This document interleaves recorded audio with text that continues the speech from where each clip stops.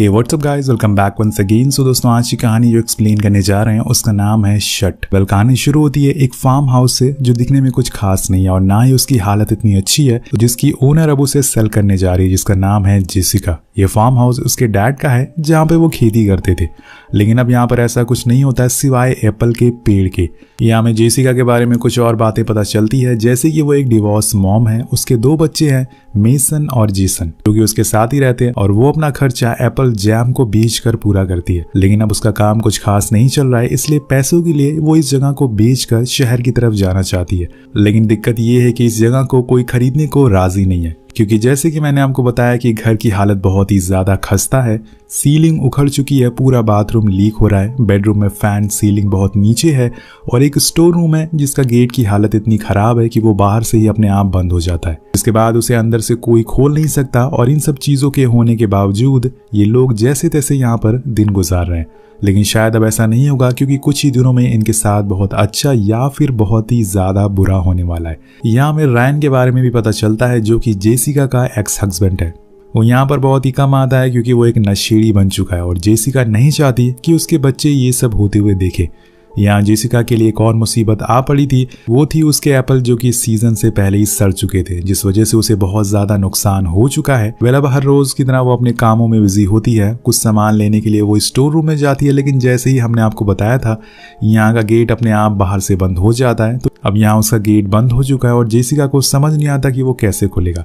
वो अंदर फंस चुकी है और यहाँ उसे बहुत अच्छे से पता है कि वो ऐसे तो बाहर नहीं निकल सकती, क्योंकि अब कोई बाहर से गेट नहीं खोलने वाला है, उसके पास 2 बच्चे ही बाहर है। इसलिए पहले तो वो अपना दिमाग ठंडा करती है और फिर आराम से आसपास देखती है और सोचती है कि आखिर यहाँ से कैसे बाहर निकला जा सकता है। तभी उसे एक स्क्रू ड्राइवर दिखाई देता है जो डोर के हुक पर लगा हुआ था। अब वो बहुत ही लूज हो चुका था, पर इसे वो ओपन कैसे करे। वो मेसन को बुलाती है जो उसे स्क्रू ड्राइवर लाने को कहती है, पर वो अभी 7 साल की थी, उसे पता ही नहीं होता कि स्क्रू ड्राइवर किसे कहते हैं। जेसिका उसे समझाती है कि असल में वो दिखता कैसा है, जिसके बाद थोड़ा टाइम तो लगता है, लेकिन मेसन जैसे तैसे करके जहां तक हो सके स्क्रू ड्राइवर को ढूंढ लेती है और फिर उसे डोर के नीचे से जेसिका को दे देती है। लेकिन इतनी मुश्किलों के बाद भी बात नहीं बनती, क्योंकि उस स्क्रू का साइज बहुत ही छोटा था जिसमें वो ड्राइवर फिट नहीं बैठता। तो वो बहुत कोशिश करती है लेकिन कुछ नहीं होता है, जिस वजह से वो आखिर में थक हार कर 911 पर कॉल करने लगती है। लेकिन तभी बाहर से मेसन कहती है कि घर के बाहर कोई आया है मॉम। सो कुछ देर बाद वो स्टोर रूम का गेट अपने आप खुल जाता और यहाँ उसे खोला था रायन ने, जो कि बाहर से अपने साथी को लाया था और वो भी एक नशेड़ी दोस्त था। यहाँ जेसिका उसे बिल्कुल पसंद नहीं करती, क्योंकि उसकी बुरी नजर उसके बच्चों पर थी।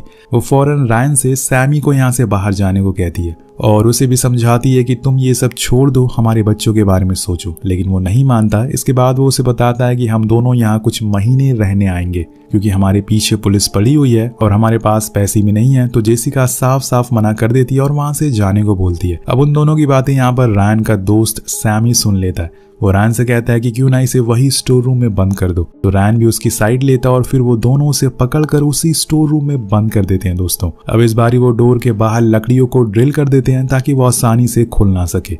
जेसिका चिल्लाती है, चीखती है, लेकिन वहां उन लोगों के अलावा कोई और भी मौजूद नहीं था।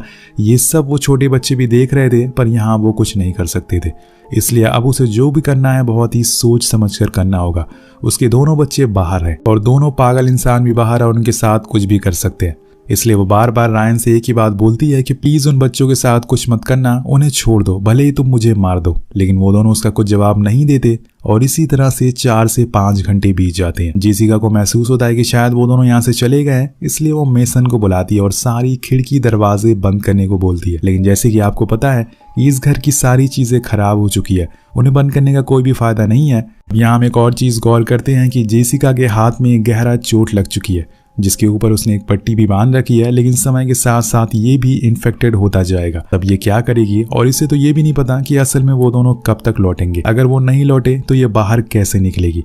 अब यहाँ जैसे जैसे समय बीत रहा था, जेसिका के लिए मुश्किलें और बढ़ती जा रही थी। फिर अचानक से जेसन की रोने की आवाज आती है, यानी कि वो उठ चुका है। अब उसे भूख भी लगी होगी और जब तक उसे खाना नहीं मिलेगा वो रोता ही रहेगा, इसलिए कुछ ना कुछ तो करना ही होगा। वो अपना फोन चेक करती है तो वो भी स्टोर रूम के बाहर ही पड़ा हुआ था, लेकिन मेसन वहीं बाहर ही खड़ी रहती है। वो अपनी मॉम से कहती है कि उसे वॉशरूम जाना है, लेकिन वो तो बंद है, इसलिए वो वहीं गेट पर ही टॉयलेट कर देती है, लेकिन अपनी मॉम को छोड़कर नहीं जाती। जेसिका कई बार स्क्रू ड्राइवर से गेट खोलने की कोशिश करती है, लेकिन ऐसा हो नहीं पाता है। पर अब काफी लेट हो चुका है, इसलिए उसे बच्चों को कुछ खाने को देना ही होगा।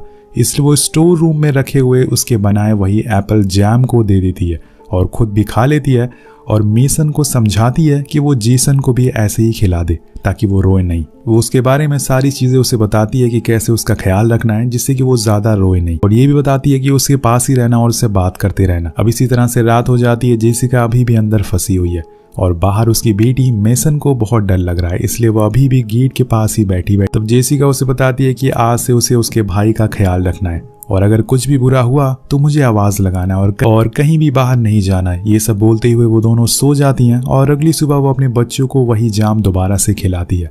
लेकिन अब उसे खुद पे गुस्सा आने लगता है। वो खुद को बहुत ही बुरा भला कहती है क्योंकि वो एक अच्छी मां नहीं बन पाई। अगर उसके पास पैसे होते तो वो अपने बच्चों को यहाँ से दूर ले जा पाती, लेकिन अब उसने ठान लिया है कि वो कैसे भी करके यहाँ से बाहर निकल कर रहेगी। अब बहुत सोचने के बाद उसके दिमाग में एक आइडिया आता है, क्यों ना वो स्टोर रूम के फ्लोर पर एक गड्ढा करके नीचे बेसमेंट में पहुंच जाए और फिर बाहर से गेट के अंदर आ जाए। लेकिन इसके लिए उसे एक एजी टूल चाहिए जिससे वो गड्ढा कर सके। तो वो मेसन को आयरन रॉड लाने को कहती है, लेकिन वो उसे कहीं भी नहीं मिलता और वो फिर से एक बार उसे वही स्क्रू ड्राइवर दे देती है। अब उसके पास इसके अलावा कोई ऑप्शन नहीं था तो वो उसी से फ्लोर को खोदना चालू कर देती है। लेकिन इसमें बहुत समय लगने वाला है, लेकिन वो ये करके रहेगी चाहे कुछ भी हो जाए। इसी बीच जेसन रोने लग जाता है तो वो अपनी स्पीड और तेज कर देती है, लेकिन तभी उसे पता चलता है कि उसकी बेटी ने जेसन को गिरा दिया। तो वो उसे सही तरीके से बताती है कि कैसे उसे अपने भाई का ख्याल रखना है, कैसे उसे होल्ड करना है, तभी वो एक अच्छी सिस्टर बन पाएगी। तो मेसन उसकी सारी बातें मानती है और फिर बाद में वही सब चीजें करती है। अब यहाँ जेसिका धीरे धीरे ही सही लेकिन काफी हद तक गड्ढे को खोद चुकी थी, लेकिन इतनी देर लगातार काम करते हुए वो थक जाती है और आराम करने लगती है। अभी बाहर से मेसन कहती है कि मॉम, घर के बाहर कोई आया है, जिसे सुन के वो बहुत ज्यादा डर जाती है और फौरन उसे कहती है कि वो जाकर अपने भाई के साथ ऊपर वाले रूम में लॉक कर ले और जब तक वो ना आए तब तक गेट ना खोले। इसलिए वो फौरन उसकी बात मानकर ऊपर चली जाती है। और इधर हम देखते हैं कि वो शख्स सैमी होता है जो स्टोर रूम के बाहर आकर खड़ा हो जाता है और जेसिका से बच्चों के बारे में पूछता है। तो वो कहती है कि वो बच्चों से दूर रहे वरना बहुत बुरा होगा। अभी ऊपर से जेसन की आवाज आती है और उसे पता चल जाता है कि वो दोनों ऊपर ही हैं, इसलिए वो स्टेयर से ऊपर जाने लगता है। तभी जेसिका उसे बुलाती है और कहती है कि रुको रुको, मेरे पास तुम्हारे लिए कुछ है। रैन ने मुझे जाने से पहले मुझे एक गांजे का पैकेट दिया था, मैं तुम्हें वो दे सकती हूँ।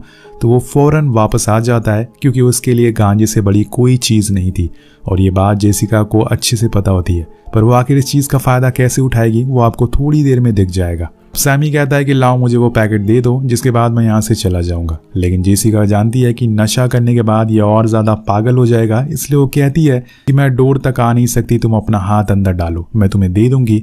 अब वो जैसे ही अपना हाथ अंदर डालता है वो वही स्क्रू ड्राइवर उसमें घुसा देती है, जिससे उसका हाथ वही ज़मीन पर ही फंस जाता है।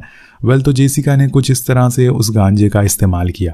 तो यहाँ सैमी अब चीख रहा था और कहता है कि मुझे आज़ाद कर दो, मैं प्रॉमिस करता हूँ कि मैं यहाँ से चला जाऊँगा। और आज रात में स्नोफॉल होने वाला है जिससे ठंड और ज़्यादा बढ़ जाएगी। अगर मैं यहाँ ऐसे ही फंसा रहा तो मैं मारा जाऊँगा। लेकिन जेसिका उसकी एक बात नहीं सुनती। लेकिन अब यहाँ पर वो गड्ढे को खोद नहीं सकती क्योंकि स्क्रू ड्राइवर सैमी के हाथ में फंसा हुआ है, इसलिए वो चुपचाप बैठ जाती है और धीरे धीरे रात हो जाती है।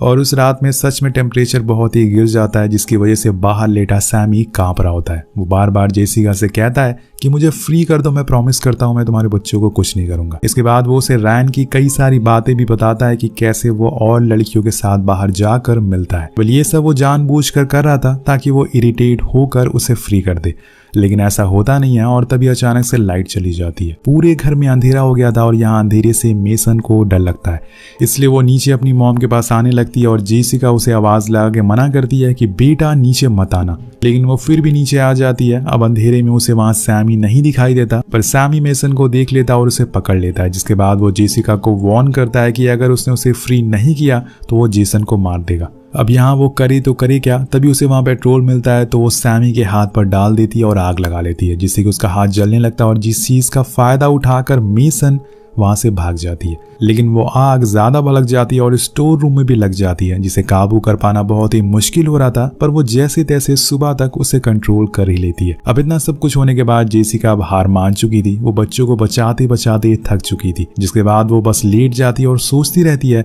कि अब आगे वो क्या करे। उसी दौरान उसे वहाँ एक बाइबल मिलती है जो असल में उसके डैड की थी।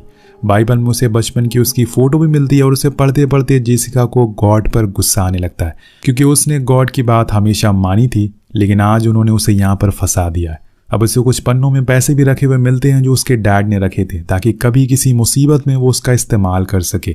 लेकिन आज ये पैसे उसके लिए कोई मायने नहीं रखते। अब इसलिए वो गुस्से में उस बाइबल को सामने लगी खिड़की से फेंक देती है। लेकिन तभी वहां पे लगे जीसस का स्टैचू गिर जाता है और उसे उठाते टाइम जेसिका गौर करती है कि ऊपर वाली सीलिंग से पानी टपक रहा है। वेल उसने गॉड को बहुत बुरा भला कहा था, लेकिन आखिर में गॉड ने उसे एक दूसरा रास्ता दिखा दिया जिसके लिए वो उनका थैंक यू कहती है। अब यहाँ जेसिका के दिमाग में एक आइडिया आता है कि असल में जहाँ से पानी लीक हो रहा था उसके ऊपर बाथरूम है। वो अगर चाहे तो उस जगह की वुडन सीलिंग को उखाड़ कर ऊपर पहुंच सकती है, लेकिन इसके लिए उसे किसी टूल की जरूरत पड़ेगी क्योंकि उसके हाथों में चोट लगी हुई है। उसी दौरान उसे स्क्रू ड्राइवर का ख्याल आता है। वो सैमी के पास जाकर देखती है तो वो बेहोश पड़ा हुआ था और वो धीरे से उसके हाथों से वो स्क्रू ड्राइवर को निकाल लेती है और फिर उस वुडन प्लेट को हटाने लगती है। वो बहुत ही ज्यादा गीली हो चुकी थी जिस वजह से उसे निकालने में ज्यादा टाइम नहीं लगता और फाइनली वो उसे निकाल कर बाथरूम तक पहुंच जाती है जहां से वो आसानी से अपने बच्चों तक पहुंच सकती है। लेकिन रूम में पहुंचने से पहले वहां उसके बच्चे कहीं दिखाई नहीं देते, जिससे वो घबरा जाती है। तभी उसकी नजर बेड पर जाती है जहां बहुत सारे ब्लैंकेट थे। जब वो एक एक करके उन्हें हटाती है तो उसके नीचे उसे मेसन दिखती है जिसने जेसन को पकड़ कर रखा हुआ था ताकि वो यहाँ से कहीं ना जाए। अब ये देखकर जेसिका बहुत ही ज्यादा खुश होती है और अपनी मॉम को देखकर वो बच्चे बहुत ही ज्यादा खुश होते हैं। उसका साथ देने के लिए जेसिका मेसन को थैंक यू कहती है क्योंकि अगर वो स्क्रू ड्राइवर नहीं देती तो शायद वो अभी तक नीचे फंसी रहती। वेल इसके बाद अब इन्हें यहाँ से जल्दी से बाहर निकलना है, लेकिन उसके लिए जेसिका को मेन गेट की कीज लेनी पड़ेगी जो कि बेहोश पड़े सैमी के पास थी। वो दोनों बच्चों को लेके धीरे धीरे नीचे जाती है और उसकी जेब से कीज को निकाल लेती है और बाहर जाने लगती है। लेकिन आज बाहर बहुत ही तेज बारिश हो रही है और ऐसे में बाहर जाना सही नहीं है। ऊपर से उसके पास दो बच्चे भी हैं, इसलिए वो दोनों को ऊपर रूम में छोड़कर बाहर आ जाती है और फिर कार की विंडो को तोड़कर अंदर से कुछ खाने का सामान निकालती है। लेकिन उसकी आज किस्मत बेकार है। आते समय उसका पूरा खाना गिर जाता है, लेकिन उसे बड़ी मुश्किल ये बात थी कि सैमी अभी मरा नहीं है, उसे होश आ गया था और उसने अब अंदर से मेन गेट को लॉक कर लिया था। तो जेसिका फौरन खिड़की को तोड़कर अंदर घुस जाती है ताकि अपने बच्चों को बचा सके। लेकिन जैसे ही वो अंदर घुसती है तो देखती है कि सैमी ने जेसन के गले पर चाकू रख लिया। वो कहता है कि अब मैं अपने बदला लेकर रहूंगा, तुम बस देखती रह जाओगी। उसे देखकर जेसिका उसे माफी मांगती है और कहती है कि उसे छोड़ दे, लेकिन वो नहीं मानने वाला था। और इसी दौरान वहां रायन भी आ जाता है जो सैमी से जेसन को छोड़ने को कहता है। तो वो उसकी बात मान लेता है, लेकिन यहाँ वो आधे दिमाग का था। उसे लग रहा था कि शायद उसने बच्चों के साथ कुछ गलत किया है, इसलिए वो उसे मार डालता है। अब यहाँ जेसिका रायन को काफी अच्छे से जानती है। उसे ये पता था कि अगर उसने गुस्से से काम लिया तो वो सबको मार डालेगा क्योंकि वो आधा सन की किस्म का इंसान है।